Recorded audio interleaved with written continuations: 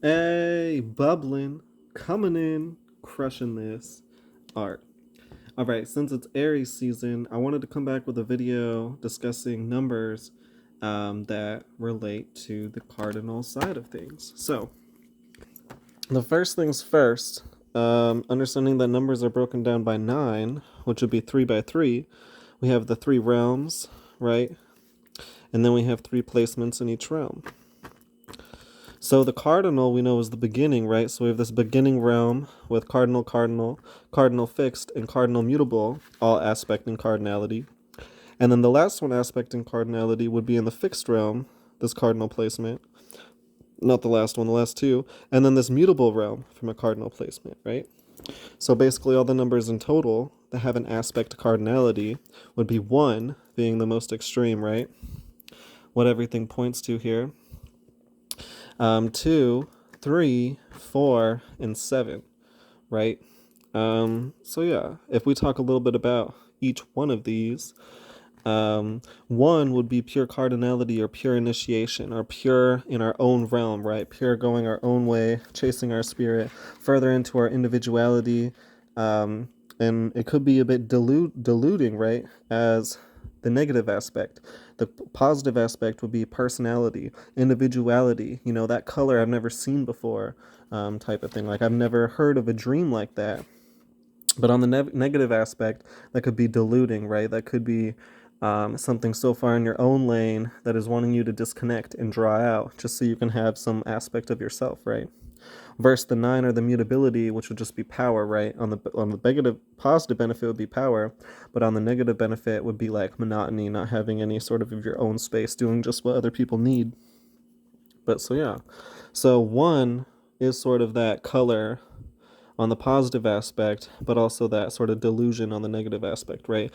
It's that thing that spirits people with their own initiative and their own dream and their own spark, but is also the same thing that could be sort of a martyr and burn themselves into the ground because they don't get what they want, right? So now when we think about this cardinal realm, this is like our personal realm, right? This is like our brain, our house, right?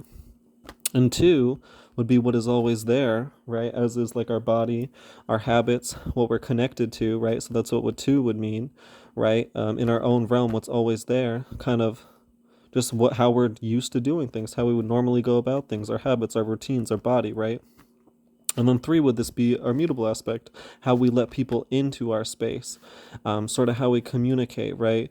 Um, like how we engage with people, right? Like what basically like when we invite people into our home, what's going on, right?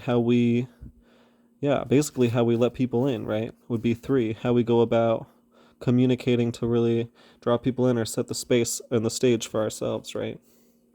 Now, on the vice versa, or on the other stages, we have this fixed realm, which would be the realm that's always there, right? The social realm, the world that's like in operation, right? 5 being the most expression of fixity, being what's always there, like the sort of structures that we operate through that are standing, in which like we're all going to, right? Like, basically, the structures we're within.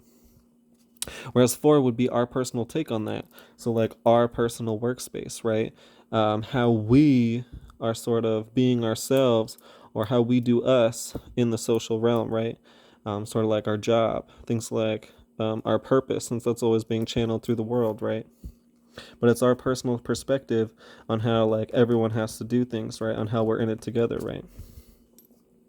And then 7, vice versa, will be going out into new things, drawing out into other people's territories, relating, constantly getting cut up with the flow, but in order to express ourselves, right? So this would be like visions and our personal aspects that can be shared with the world and that we've sort of found, like finding ourselves through the world, right? Now that we've got caught up in so many currents, we figured out how to express ourselves, or we're having a challenge where we're getting caught up and we're trying to express ourselves, but maybe that's backfiring, right? But it's sort of those experiences where we're in another people's house, we're in another playing field, but we're expressing ourselves, right?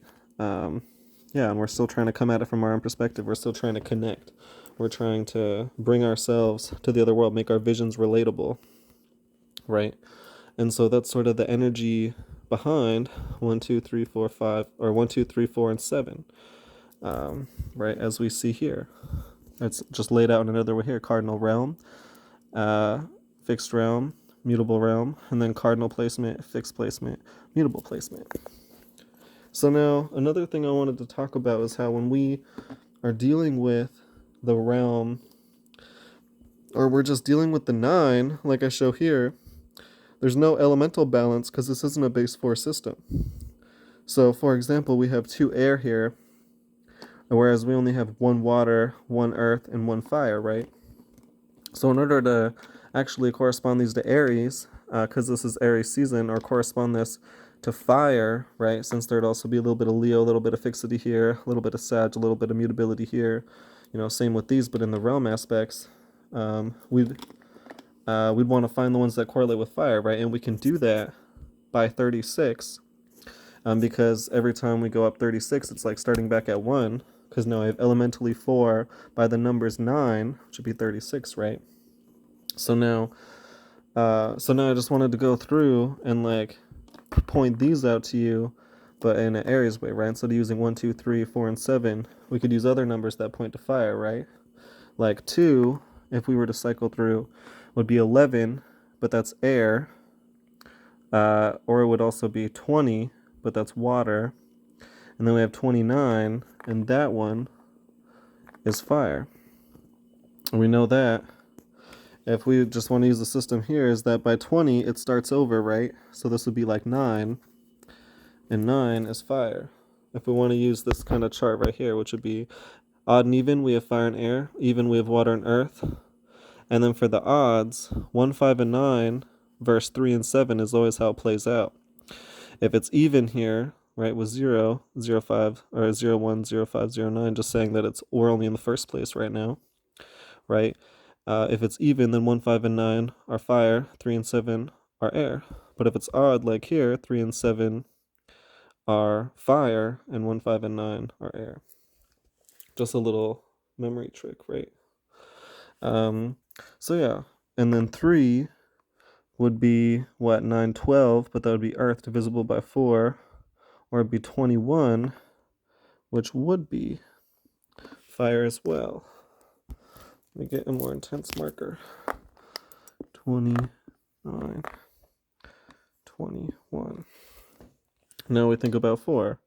So 4 plus 9 would be 13, which I think would be fire. Yeah, look, it's even right there, fire.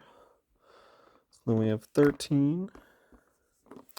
And then 7 would be 16, but that'd be earth.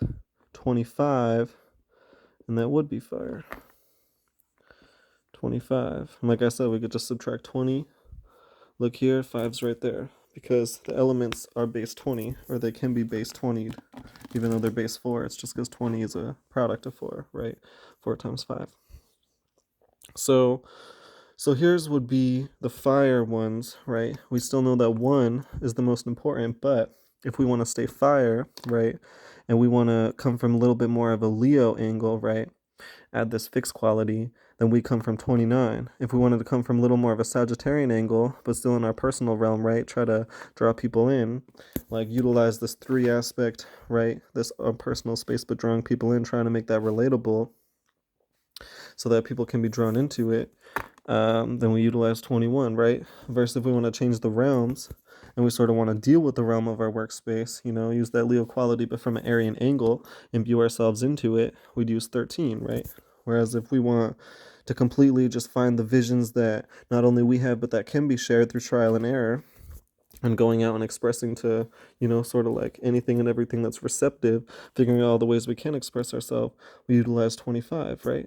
Which would be Aryan angle, but from a Sagittarian realm, right? So hey, that's just a little bit about that. The numbers that correspond to cardinality, how there's sort of different energetic vibrations that are incarnate in each one. And so by 36, these are the same. So once we start off at 36, like 37 could play this role, right? Like this all wheels down past 36. So we can always add 36 and continue to find numbers that mark all these different boxes, right? So like 21 would be 57, right? And so this is how we can start to find numbers too, that the actual numbers they use are an aspect of cardinality too, like I showed in the previous video. Or you can just start playing with the numbers utilized, right? We could try to find numbers that maybe have more nines in them to give them a mutable component, right? Like 29, yet we're still in Aryan expression, right? Like in this Aryan realm, right? So just a little bit of interesting stuff, a little bit about how to play with the numbers, make them your own, right? Elementally and modally. Yeah, anyway, just some interesting information. Bubbling, Citra, Beach, out.